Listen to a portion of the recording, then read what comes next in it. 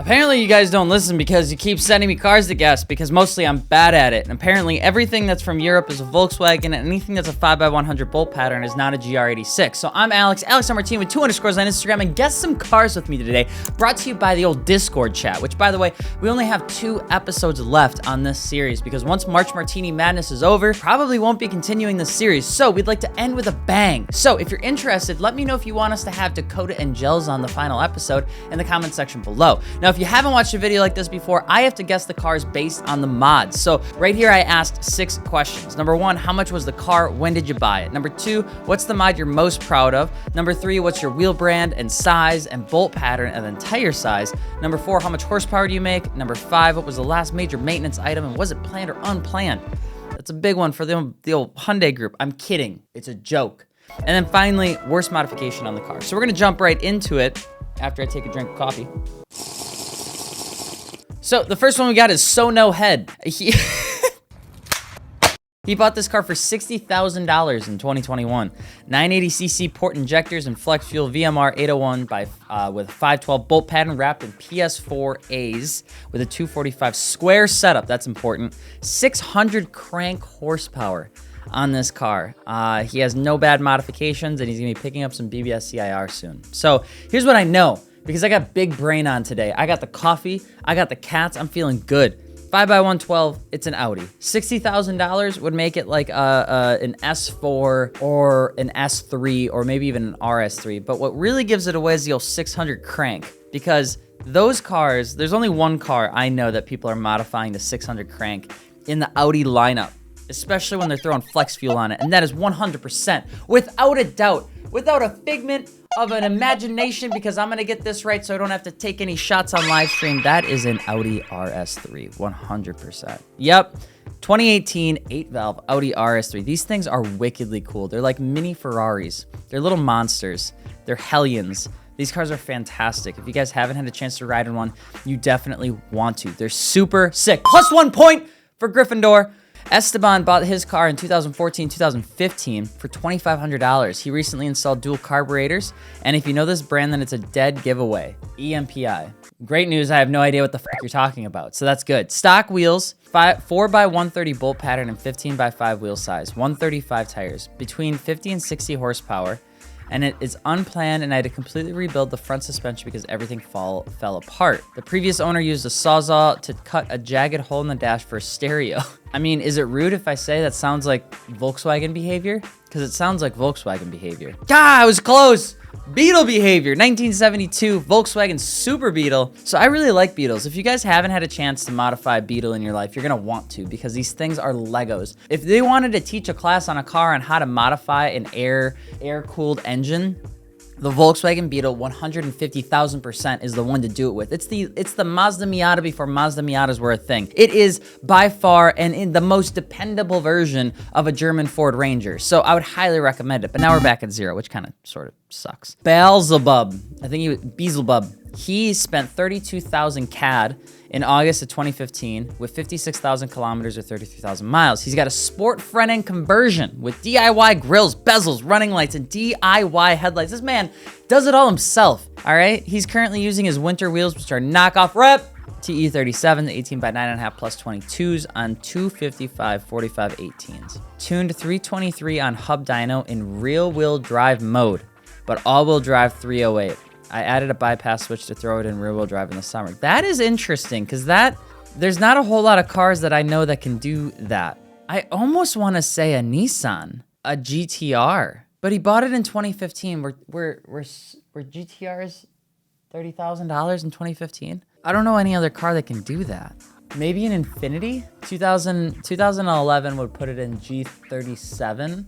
Can you do that? Can you disconnect your all-wheel drive system in a G37X? We're gonna find out in today's episode of Is Alex High or Is Alex Just on His Coffee? It's a G37X! Chat, if you got that right, that's mind-blowing, because I barely thought I was gonna get it right. Which, by the way, if you're not, you can guess in the comment section below. It would mean a lot. Then come back up and watch the rest of the video, because if you don't, I'm gonna be really sad. 2011 Infiniti G37X. I've never really gone into modifying these cars, nor do I really know a lot about them. but they are kind of an unsuspecting car. And not a lot of people do buy them and modify them, at least not as much as like their Nissan equivalents. So we're going into another one. Valued at $3,500 because the car was gifted to Lone Wolf 513. He got it in 2021. His proudest mod is OEM E30 IS rear spoiler. Hopefully I don't f this one up. It's got 13x8, 4x100 Steelies, and tires are 175/50. It's got 95 horsepower. Last big maintenance item was an engine swap. Planned Oldemar was getting tired and clutch needed replacing anyway. $3,500, E30 IS rear spoiler, 4x100, 13x8. BMW 2002? I am an idiot.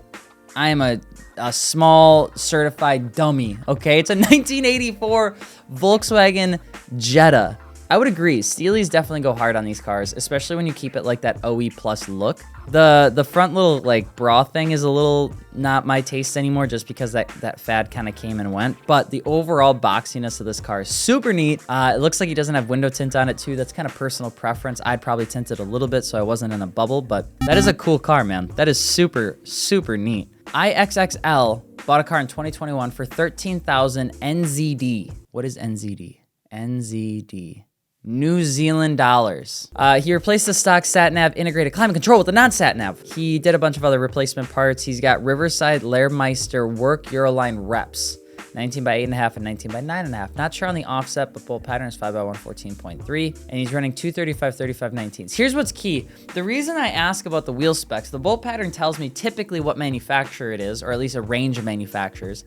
And then the tire size gives away what type of build they're going with. Usually the higher the sidewall, a little bit more of a track setup. Square would tell me all-wheel drive or a more conservative build overall. Staggered on a 9.5 and an 8.5 would tell me that it's a slightly modified rear-wheel drive platform. Work Euroline reps would tell me that it's probably more so on the Euro side. It's got a stock non-turbo engine that has 212 to 227 horsepower. His rear tire shredded and wrapped itself around the control arm, caught and pulled the brake line when it happened. Aftermarket front grille is his favorite thing. He also said that his aftermarket front grille has a broken bracket, so it pops out of place when you start the car. This sounds like a Nissan, Toyota thing. You know, one of those old, ugly drift cars that I love. Don't be mad at me. Waffles, we're here, we're filming. I'm gonna guess like a Toyota JZX90. I think that would be a good one to bet, mostly because he talks about shredding his tires, so that would lead me to believe that he's probably doing some drifting. What do we got? We are looking at a 2000 JZS 160 Toyota Aristo. This is a super cool car. It's a four-door. It's a big boy. It's a big boy. Big chunky wheels. Apparently they're reps, whatever. Don't really care too much, but it's definitely a good-looking wheel. I would rate this bad boy like an 8 out of 10. And then finally, we've got another one. Henley 8. Bought it in 2021 for $70 and okay. What is this? Everybody's from different countries in my Discord, and it's awesome. But it makes it very difficult for me to understand what the hell is going on. NOK is Norwegian krone. It's a $6,500 car. He tuned it to stage 1, 4x100 bolt pattern, ATS Street Rally wheels with a 17x4, 215, 45/17 tire, 147 buff horses, baby, more power, baby.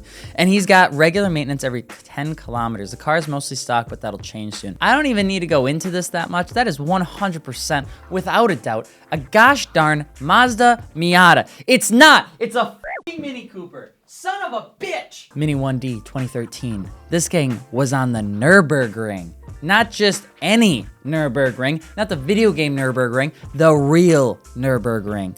You son of a bitch. All right, finally, I'm done with this. Okay, last but not least, we've got Damp. He spent $5,500 in 2020. He's got a $6,000 all-in buy. It's got a front-end setup, only one like it in the US. Enki RPF1 4x100 245/55. It's not currently running, and he's currently installing ITBs. He's got a cam angle sensor, O-ring, valve cover gaskets, so far very reliable. He can't think that any of his modifications are bad, but he can't wait to tune them. Do I do it again? I think I know the brand. This is, without a doubt, I'm going double or nothing into the 4x100 bolt pattern, baby. This is a Mazda goddamn Miata. Let's go. It is. You wanna know how I know? Because of the auto styling. These are really funky looking cars. I don't really understand why they moved the headlights to the bottom of the bumper, but they did, okay? 4x100. It's either an old 240 or it's a Mazda Miata, or apparently it's a Mini Cooper. This thing is wild. ITBs, can you imagine how that sounds, that little like 1.6, 1.8 liter? That is awesome. You guys let me know, how many did you get right? Drop the comment below. And if you guys want us to have Dakota and Gels on the final episode of Rating Your Cars, let me know as well. Please don't forget to subscribe. Thank you so much for following along for March Martini Madness. I'm Alex, AlexMartini with 2 underscores on Instagram, and we will see you later. Adios.